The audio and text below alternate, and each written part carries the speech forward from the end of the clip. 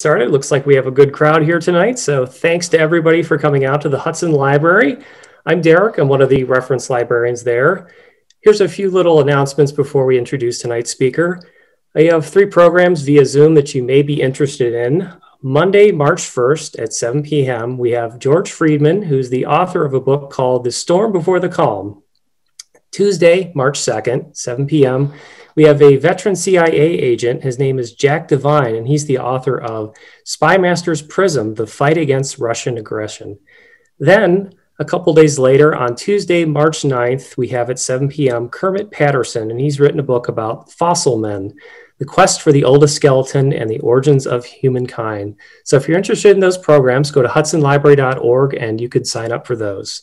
So special thanks, we'd like to thank the Learned Owl, which is our local bookseller. They're going to be providing copies of our book tonight for sale. So if you'd like to, there should be on the right-hand side a link for that book. If you'd like to buy it, we partner up with them. Also, a special little shout out to Hoopla, which is one of our digital providers. I found out that 3 Ordinary Girls is available on there on Hoopla. So anybody that uses Hoopla, it's ready there to download. And I downloaded it myself. So you're in for a treat. So at the end of the program, we'll have time for some questions. So feel free to use on the bottom of your screen, there's a Q&A, or on the right-hand side, there's a chat. So if you put some questions in there, we'll have some time at the end of our program, and our author will answer those. So let's introduce the author. Tonight we have with us Tim Brady. He's the author of his newest book, 3 Ordinary Girls. He has his BA in history in the University of Wisconsin-Madison, MFA in fiction from the University of Iowa. He's an award-winning author whose critically acclaimed books include 12 Desperate Miles, A Death in San Pietro, and His Father's Son. He's written and helped develop a number of television documentaries, including the Peabody Award-winning series Liberty, The American Revolution for PBS. And he currently lives in St. Paul, Minnesota. So now I'll turn it over to the author. Thank you, Derek. I've been writing for a number of years, obviously. If you look at the gray hairs, you could probably guess how long I've been at it. But this was the first time I tackled a book on a subject like this, and it was challenging in many regards, and I maybe touch upon that in the Q&A.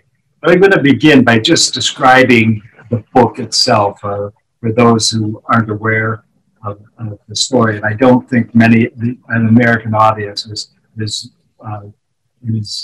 very attuned to what happened to the Dutch resistance during World War II. So I'm going to sort of introduce that subject, and then I'm going to read a few pages from the book, just to give you a sense of its tone and writing style. 3 Ordinary Girls is the story of 3 young women who became fighters in the Dutch resistance after the German invasion of the Netherlands. I'm going to pause here for a second because I have to get my PowerPoint up and so you can see it. All right. There we go. I call them they became fighters in the Dutch resistance after the German invasion of the Netherlands in May 1940. I call the girls ordinary with the sort of ironic quotes. I don't mean that they weren't individual, that they didn't have their own unique characteristics, their quirks, their likes and dislikes. Instead, what I want to suggest is how drastic were the changes about to come in their lives. In a matter of months, these young women, whose daily lives are typical for young people in North Holland at the start of the German occupation, were about to become integral members of the Dutch resistance and ultimately assassins. They would begin to risk everything that they loved and cherished about their lives. They would soon be risking their freedom, their families, their very lives, for causes that have been largely theoretical to them a few months earlier. Just how and why this happened has been the chief animating force behind the book. and ultimately became the story itself. Two of the girls were teenage sisters from Haarlem, a city not far from Amsterdam in North Holland. Truus, the older of the two, who's on the right here, was just 16 years old at the time of the invasion. Brady, on the left, her younger sister, was only 14. The two had grown up in a working class, politically active household in Haarlem. Their father left the family when the girls were quite young, leaving them with their mother, Trancha, a strong-willed, independent woman and active member of the local Communist Party. That's Truus, not Trancha. The family experienced the hardship. That is Freddie, another photo of Freddie. The family experienced the hardships of the Great Depression as the girls grew up, periodically going on the dole to make ends meet. Their education and social lives were wrapped up in the political leanings of their mother, whose friends and acquaintances were largely members of the party. One more photo of Freddie. The girls went to summer camps with children of other leftists. They read inspirational stories of life in the Soviet Union, and from an early age helped Trancha distribute party newspapers and flyers. Family was also part of a communist-founded organization called Red Aid, which assisted refugees from political oppression. As early as 1934, the family took in individuals and families from Hitler's Germany, both communists and Jews. The girls were fiercely anti-fascist and fiercely anti-Nazi long before the Germans crossed the border into the Netherlands. The third ordinary girl, Annie Schacht, was born in 1920, which made her a few years older than the sisters. She too was raised in Haarlem, but had no connections with the Oversteegen family prior to the war. Her parents were Peter and Aftra Schacht.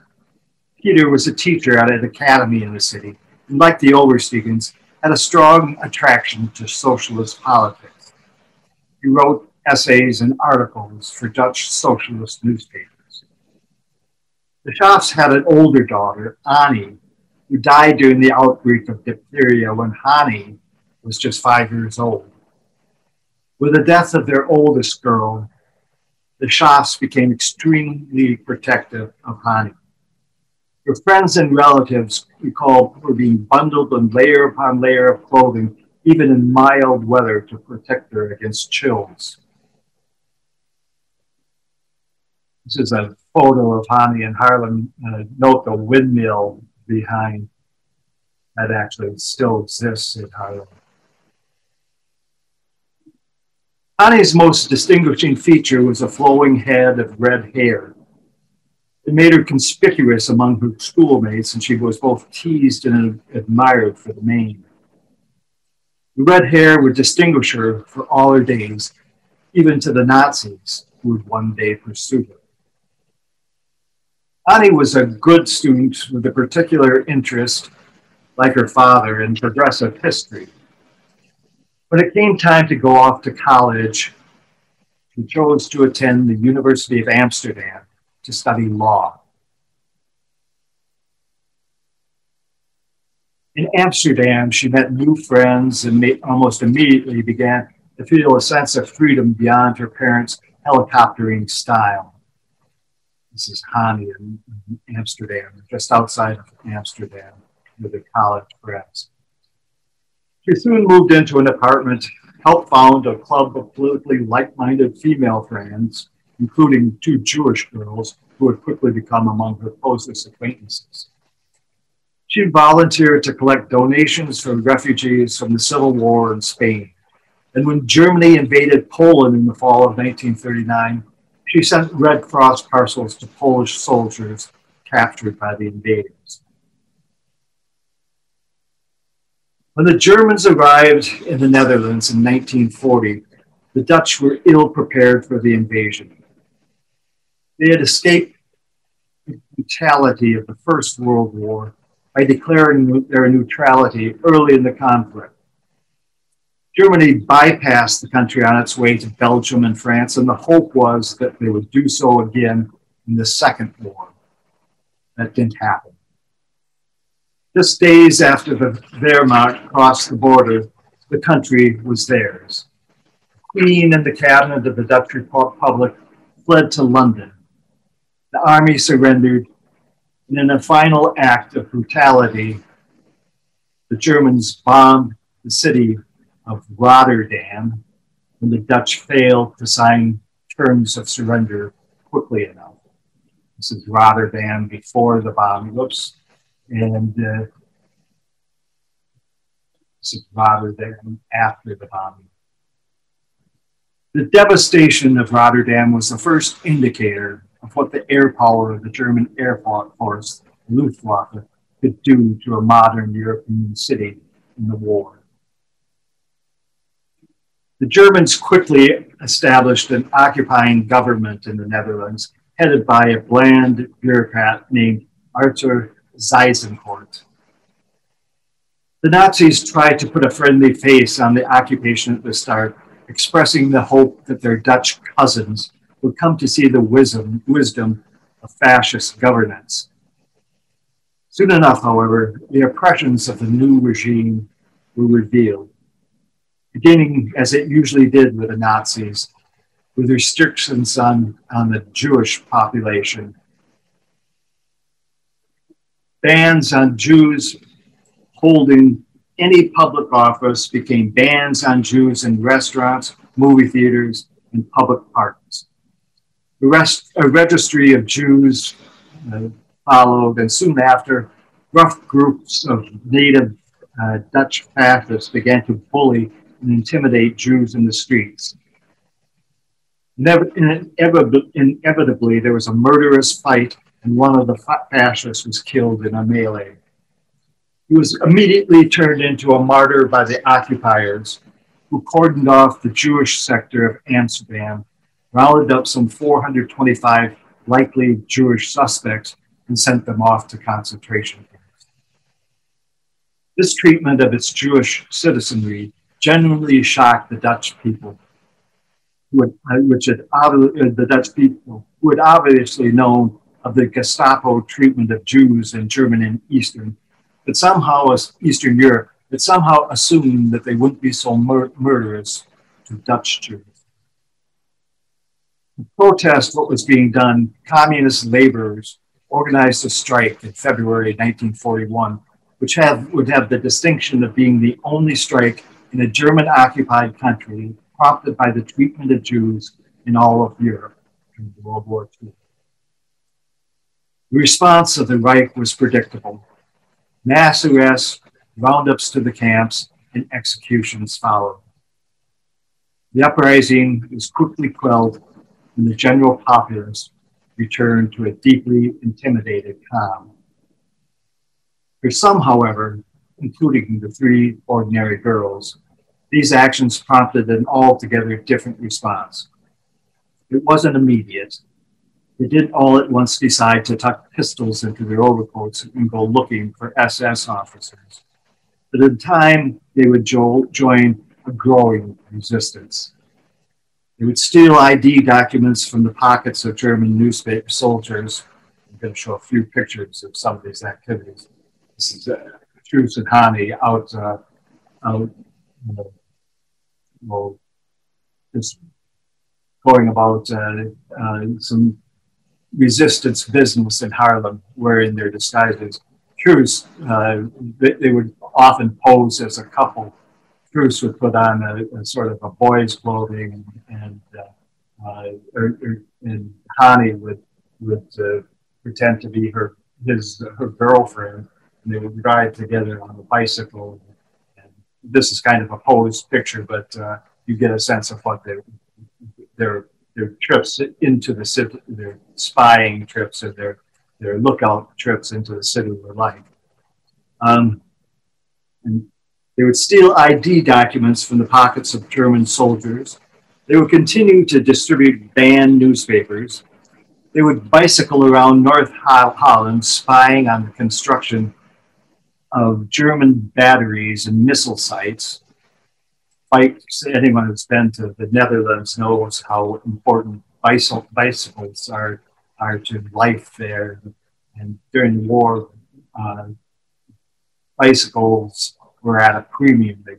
They were periodically swept up by the Nazis, the Germans in the country, and even when they were able to have bicycles, it was very difficult finding tires to replace plated flat tires. And oftentimes they wound up just bicycling around on the rims. This is a picture of tourists repairing her bicycle. They would disguise themselves as Red Cross nurses to help transport Jewish refugee children from harm's way to safe locations. They would transport weapons between resistance cells in Amsterdam and Haarlem. They would ultimately place bombs at power plants and sabotage German trains trying to hijack Dutch belongings from Holland to Germany. There's also a love interest in this story. Jan Bonenkamp, he and Hani became an item. You can tell that he's sort of he's got a bit of a soulful look in his eyes. You can see his attractiveness to a young resistance fighter. He is a working class guy, very interesting character. Ultimately, girls would lay in wait, watching for potential Nazi targets to come into range. And they would pedal their bicycles after them and shoot to kill both German soldiers and Dutch collaborators who were deemed traitors to the country.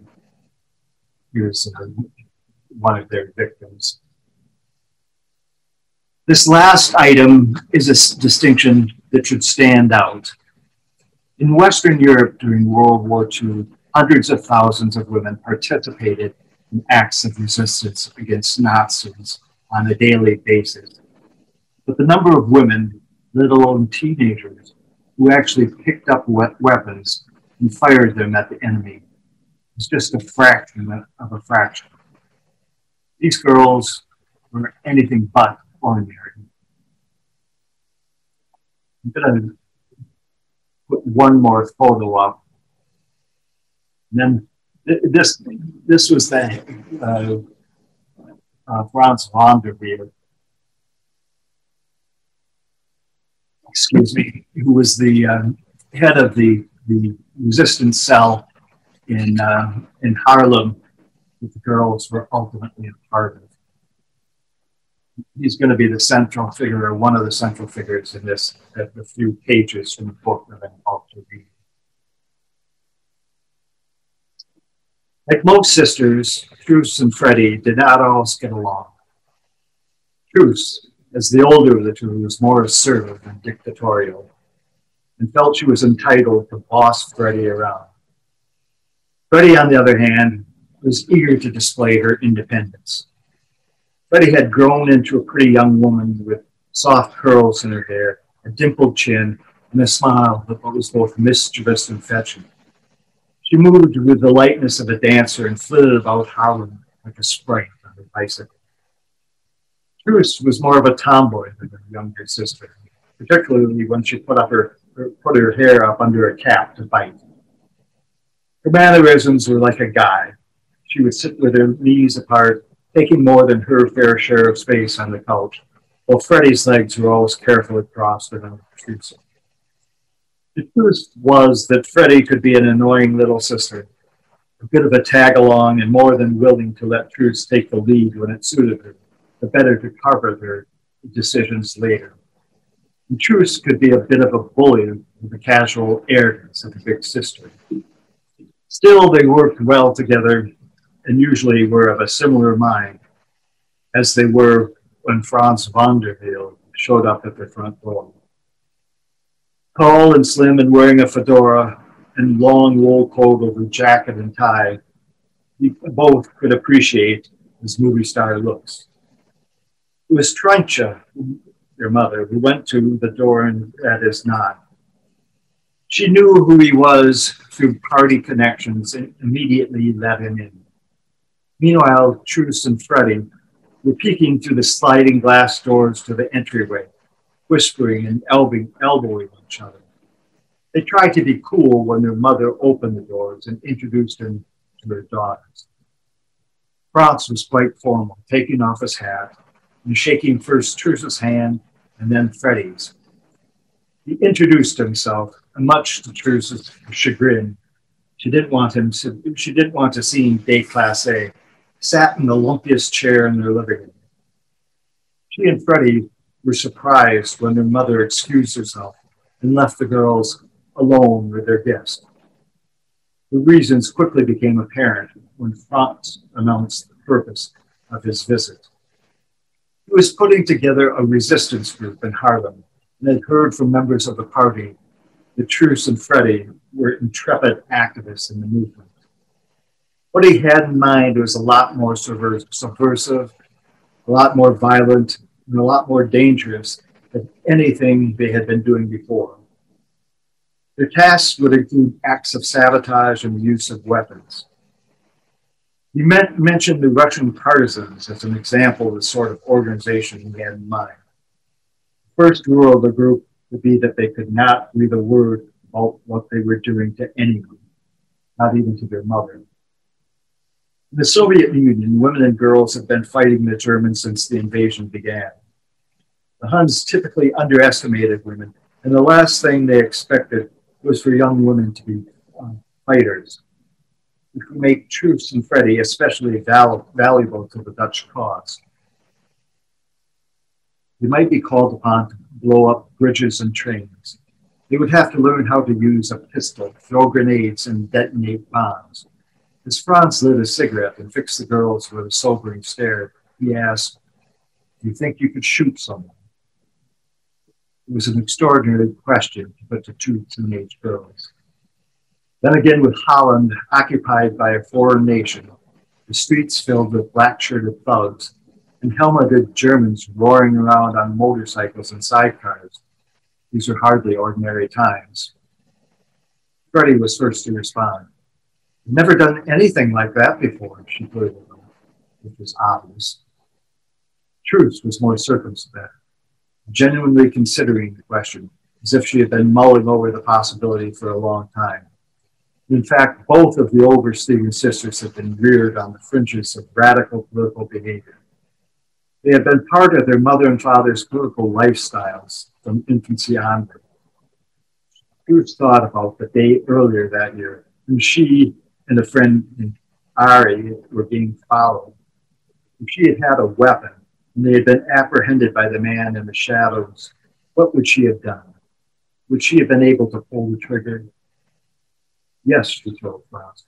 She thought she could kill a real fascist, a swine who takes people from their homes to have them executed. But she hesitated over other possibilities. Not all German soldiers were Nazis, after all. Franz assured her crisply that in his resistance group, they would make certain that any executions would be Gestapo or blatant traitors. There would be no mistakes. He mentioned the Guzens, the first Dutch resistance group. He said that they'd been betrayed from within. That there might be circumstances when the girls would be asked to take actions against one of their fellow Dutch citizens, a traitor to the cause. Would they do that? As for the idea that not all Germans were bad, Franz was almost contemptuous. The Nazis controlled Germany and they had invaded Holland. They actually thought they were being kind to the Dutch, but what was to come would only get worse. They would cut back on liberties, they would reduce food and clothing, they would take everything that wasn't nailed down. The interview came to an end and Franz stood up. The sound of shuffling chairs brought Freundschaft back into the living room. Acting formal again, Franz tipped his hat and bid the girl's mother adieu. Truce and Freddie walked him to the door, where he whispered that he'd need an answer in 2 days. He added an ominous note. Once they were in the group, there would be no turning back. So I hope that gives you a sense of, as I said, the tone and tenor of the book. And I hope the slideshow gave you a little sense of who the girls were, what they looked like, what their lives were like, and whatnot. I know you only had a peek at some of the background for the poems, but I hope you get a little bit of a sense of what Harlem is like, and what the Netherlands in general. So I'm ready for any questions. I think Derek is going to come back in and sort of give me a... Here, hiding in the wings. Looks like we have a few questions. Actually, would you mind scooting a little bit further, a little bit more towards the slide? Say that again?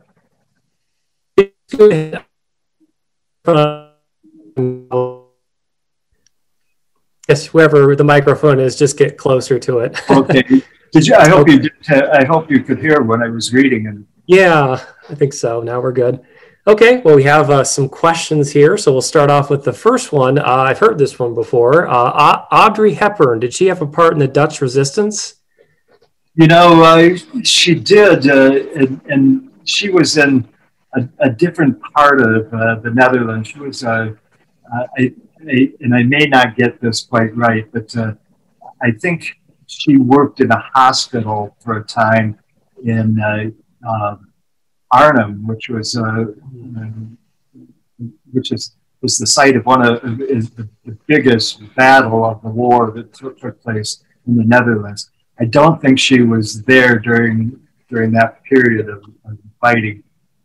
But, yeah, I know she had some role. And there's also some controversy. I think I am obviously not an expert on Audrey Hepburn's role in the war, but it seems to me like her family might have had been accused at some point of having ties to Nazis too. So she was sort of a mixed. She had sort of a mixed story, but I think her role was all on the side of the Dutch patriots. And, again, please don't call, don't nail me to these assertions. We have a question from Edward, and he asks, how did you find out about these girls? How did you get interested in these three women? I found out about them when the youngest sister, Freddie, passed away at the age of 92, going on 93 in 2018. Her obituary appeared in the New York Times and the Washington Post, and my agent saw it and knew that I was interested in doing a book on resistance people. He didn't know no specifics beyond that, but he saw the obituary, which basically outlined a book in and of itself. The book, the title of the obituary was something like "Teenage Dutch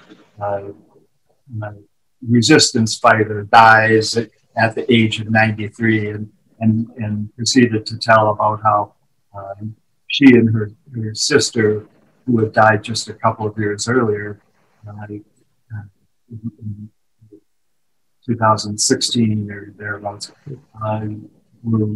had outlined their history in the war.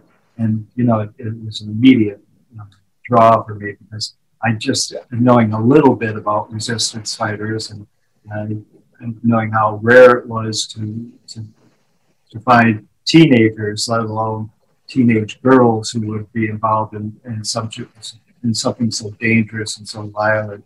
It was a story that sort of screamed out. And I also knew that it wasn't going to be widely known in this country for a number of reasons. One being that the Dutch resistance in general is not, the story of the Dutch resistance in general not well known in this country. And secondly, that it all seemed new to me, so I got sucked into it uh, and immediately started to look around for other sources about their lives. One of which became one of the principal sources of the book, which was a memoir that Truce wrote that basically outlined her story in the resistance, her and Freddie's story in the resistance. Okay, great. We have a question from Douglas, and he asks, what happened to the girls during and after the war? I don't want to give too much of the book away because I think this is all part of the historical record. So people can check on it the minute they walk out of the chat room here. But I think there are some surprises in the book that I want to maintain as surprises. Obviously, from what I've just said, you know that the two sisters survived the war. There was a very interesting post-war period. Hani became a Dutch heroine at the close of the war, and I'm not going to say exactly how that happened, but you might be able to surmise that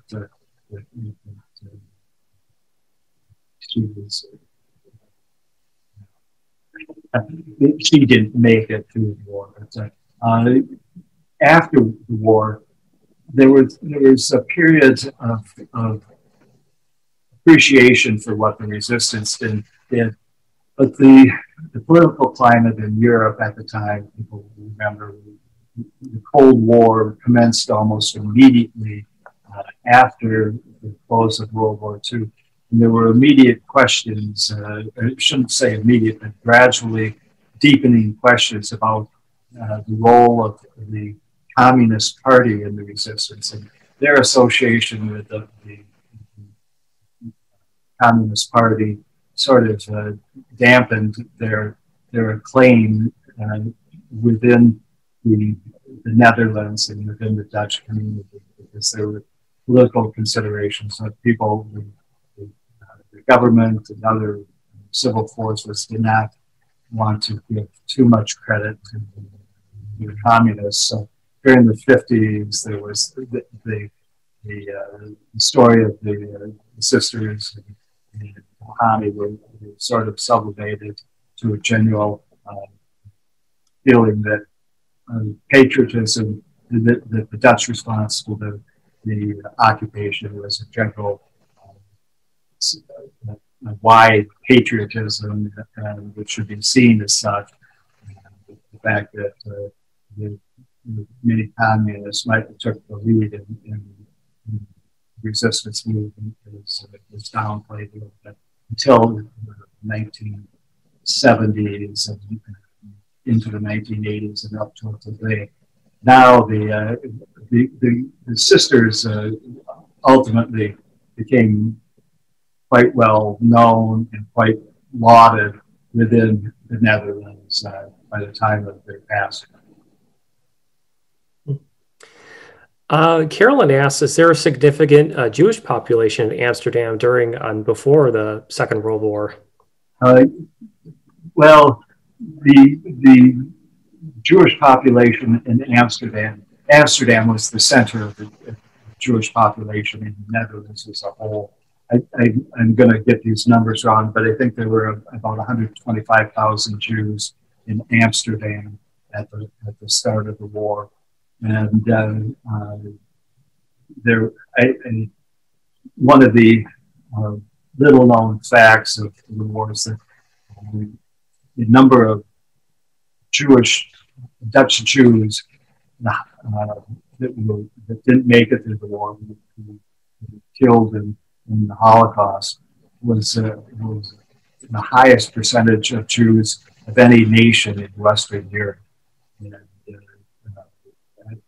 I believe it was I want to say 3/4 of the population. But again, I may be wrong. It's in that neighborhood, so you can do how many Jews lost their lives, Dutch Jews, and some of those some of those Jews were people who had come from Germany prior to the invasion of the Netherlands. They were refugees. For instance, Anne Frank and her family come into the Netherlands, come to Amsterdam in the mid-30s, I think. So it was a number of Jews that already come to the Netherlands seeking some sort of respite from Nazi atrocities in Germany, and then ultimately rounded up anyway and sent back to concentration camps. Well, let's see. We have a question from Wendy, and she asked, how difficult was it to find accurate documentation of these three girls? Well, it was there. It depends on what accurate means. I mean, there's. I think that most of the documentation I use is accurate, but it was the memoir itself is, of course, a subjective sort of interpretation of the memoirs. You can question the accuracy of the memory. It was written 30 years after the war, so there might be some questions. But there are other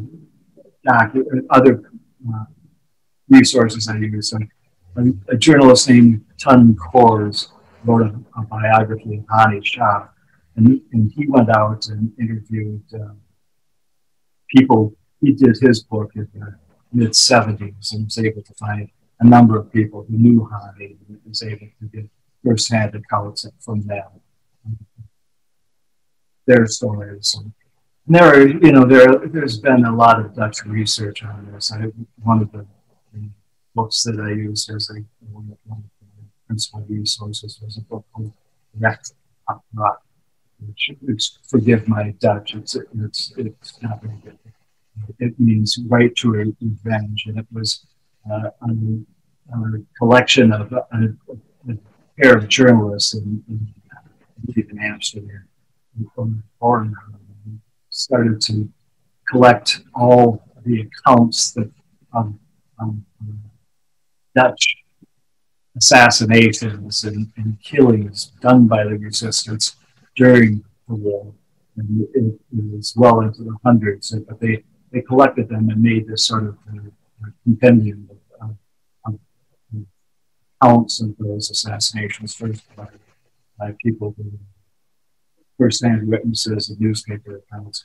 That became a source for when I started to trace just what the girls had actually done, what sort of murderous deeds that they did in the name of resistance. The difficult thing for my research, I don't speak Dutch and I don't read Dutch. I got a little bit more. I would say somewhat proficient, but I was able to understand some of the language by the time I was done. But I had very few Dutch resources are translated into English. It's interesting. You go to the Netherlands and everyone speaks English, and it's a marvelous country to get around in because so many Western Europeans they know the English language, but their books and their writings were rarely translated into English. So I had to take out many of the references I used were in Dutch, and I used Google Translate frequently to take. Anyone who's used that knows how laborious it can be as you take an image and then you wait for the translation to come up, and it may or may not be sharp. It's not literature the way it comes out, but I was able to get enough content from the translations, the Google translations, to proceed and help insert information and facts into the story. Okay, great. Well, we have a question that asks, approximately, I know it's probably hard to determine, how many people in Haram were involved in the Dutch resistance? I probably mispronounced it, but Haarlam. I do not know that question, and I'm sorry to say it. I'm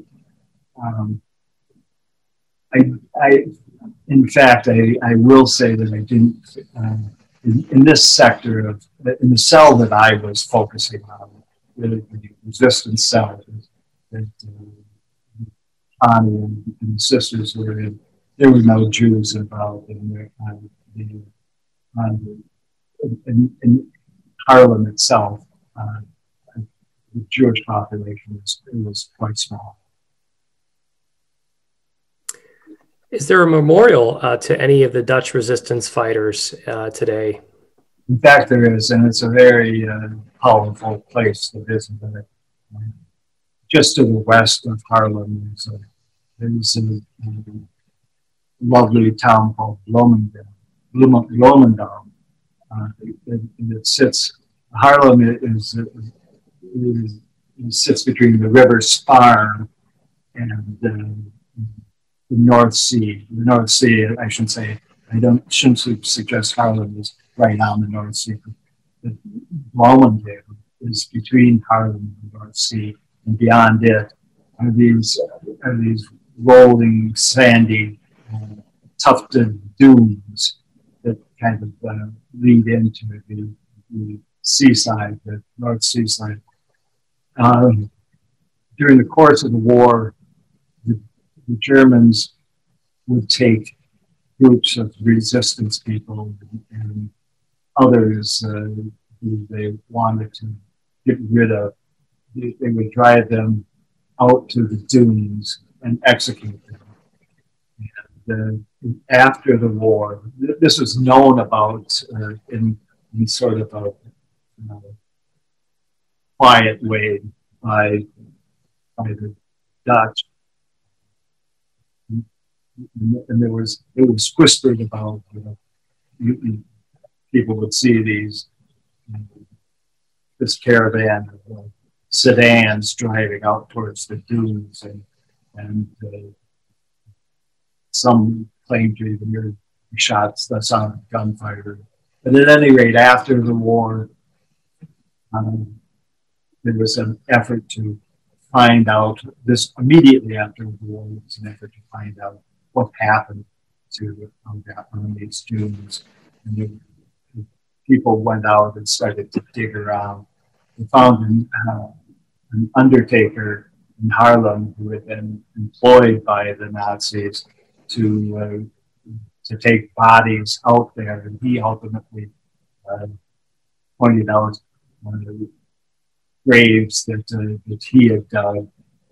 In the end, they found some 400 bodies out in the dunes, and the site of where most of those bodies was found became the site of a cemetery dedicated to the resistance fighters during the war. And I guess I won't give anything away by saying that Hani is buried out there. Hugo asks, how many of the underground resistance are part of the Communist Party? Oh, it's I'm not going to have numbers for that. And it should be known that the resistance in the Netherlands was multifaceted, multi-layered, and the small cell that I focused on had a number of communists, but they, like Truce would later say, we weren't all party members, there were a variety of leftists, and there were anarchists, and there were socialists, and this and that. Their main connection was to the resistance, and I really should emphasize too that the resistance movement there were groups. There was a group that it's called the LO, which was primarily interested in help uh, helping find hiding places for people. I don't know if viewers will remember the name for Ten Boom. She was also a Harlem citizen, and she and her sister and father were famous for hiding uh, refugees during the war. And they had a father had a watchmaking business in downtown Harlem. And, he cordoned off a portion of the business and hid Jewish refugees and others in the business during the course of the war until they ultimately found out and captured. There were also, there were the Harlem cell was part of what was called the RVV, which is the Rod von Verset, right to resist is the name of it. That was probably the most violent portion of the Dutch underground, and it had numerous cells across the country, and they were pretty independent of each other, especially at the start of the war. They got a little bit more organized after the Allies landed, and there was more of a connection between what was the government in London trying to put some controls to the resistance and the resistance itself. Okay, great. We have time for a few more questions. Here's an interesting one. Jenny asks, is there a movie based on your book in the works? Well, this is going to sound like a cliche, but it's really all I could say at this moment. There's been interest by a couple of producers. There was, I should mention that there was a movie called The Girl with Red Hair. Mm. It was a Dutch movie that was made. There was also quite a famous Dutch book called The Girl with Red Hair, which was the basis for the movie. But it was sort of a biopic on Connie Shop and her story. And it was done in the early '80s by a Dutch filmmaker. His name you can search for it online. My recollection is that there are no subtitles, but it's once you know her story, it would be interesting to see the movie to see how the movie sort of heightens elements of her story. But I saw it was a little perplexed that the sisters didn't play a larger role in the movie. But that my interest always sort of began with the sisters, so that's a personal preference. Janet asked a question about people being reluctant to talk about the resistance and hiding people. Did you find that still common today about their families' activities during the war? I know that was 50 plus years ago. What I'll say is that I think that it isn't like I went door to door. I spent 3 weeks in Harlem and Amsterdam, and it isn't like I did a lot of that sort of general research into the topic. What do you think of? What do you know about the resistance? And what I will say that in general, I think that there are some there's still some general feelings of discomfort when it comes to the sort of village level of Dutch society.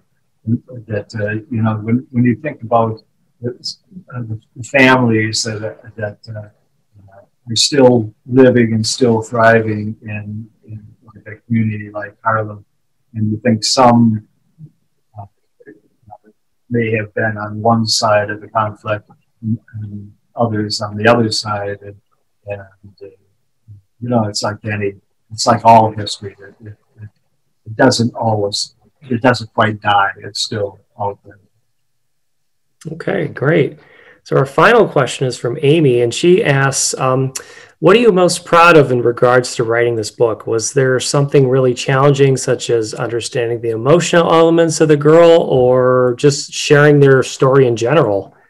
I think the latter. I think sharing their story in general is I, uh, this, I feel, you know, I feel like I have tried to be dedicated to the fact that I'm not Dutch, and that I sort of, I went in and I saw this story, and I knew that an American audience did not recognize it, and I chose to write about it without a sort of cultural background that would be, you know, I can imagine some Dutch people might think I'm usurping their history a little bit, but I like to think that I did well by the sisters. I I I just think that their story is so powerful, and their courage is so extraordinary, and humbleness, which which they aged. I haven't touched upon that, but they were truly wonderful, nice old not nice old ladies. I don't mean to put it that way. They were just they were people who had experienced a lot in their lives, and we could see that. And I hope that I did them justice, and I like it. Yeah, I think you did. Well, thanks for everybody coming out, and thanks so much, Mr. Bryan, for talking about your book. It looks like a wonderful read. I can't wait to start reading it. Thanks again for coming out, and everybody else to the Hudson Library. Thanks for having me. Thanks for those nice questions. Those good questions. You're welcome. Okay, everybody, have a good evening.